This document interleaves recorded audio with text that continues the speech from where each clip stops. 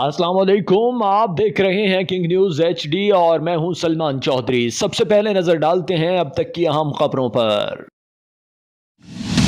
D G Khan میں C T D اور دہشت گردوں میں مقابلہ، 2 دہشت گرد ہلاک۔ ڈی جی خان جنگی کاؤنٹر ٹیررزم ڈپارٹمنٹ اہلکاروں اور دہشت گردوں کے درمیان مقابلہ ہوا۔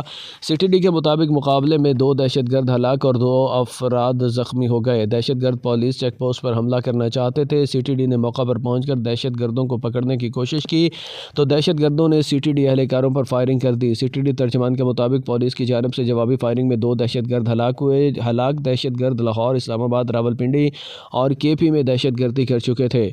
دہشت گردوں سے کلاشنکوف پستول کی 50 گولیاں، 2 دستی بم اور بارودی مواد برآمد ہوا۔ چشتیہ میں سینئر صحافی، anchor person, secretary channel P F U J Rana Muhammad Azeem کو ڈرانے دھمکانے اور گھر کے باہر نامعلوم افراد کے جانب سے لگے سی سی ٹی وی تنصیبات کو توڑنے کے خلاف سی یو جے اور اتحاد پریس کلب کے زیر اہتمام میں احتجاجی ریلی نکالی گئی۔ ریلی کی قیادت سی یو جے کے صدر رانا محمد انوار نے کی۔ ریلی سی یو جے کے دفتر سے شروع ہو کر سینٹرل پارک چوک میں پہنچ کر اختتام پذیر ہوئی۔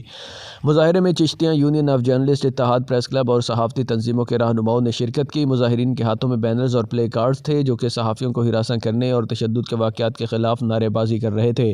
احتجاجی مظاہرے میں سی یو جے کے صدر رانا محمد انوار، نائب صدر زہیب انجم، جنرل سیکریٹری عامر شہزاد جٹ، اطلاعات و نشریات Ahmad Rafiq, F E C member Rana Iftikhar Ahmad, P F U J اور دیگر نے خطاب کرتے ہوئے مطالبہ کیا کہ رانا محمد عظیم کو ہراساں کرنے والے کرداروں کو بے نقاب کر کے گرفتار کیا جائے اور وفاقی حکومت ملک بھر میں صحافیوں کے ساتھ ہونے والے واقعات کو روکے۔ تحریک لبیک پاکستان ہیڈ راجکا کی جانب سے سویڈن میں قرآن پاک کی بے حرمتی پر احتجاجی ریلی امیر پی پی 248 قاری زبیر نوری رضوی کی قیادت میں نکالی گئی۔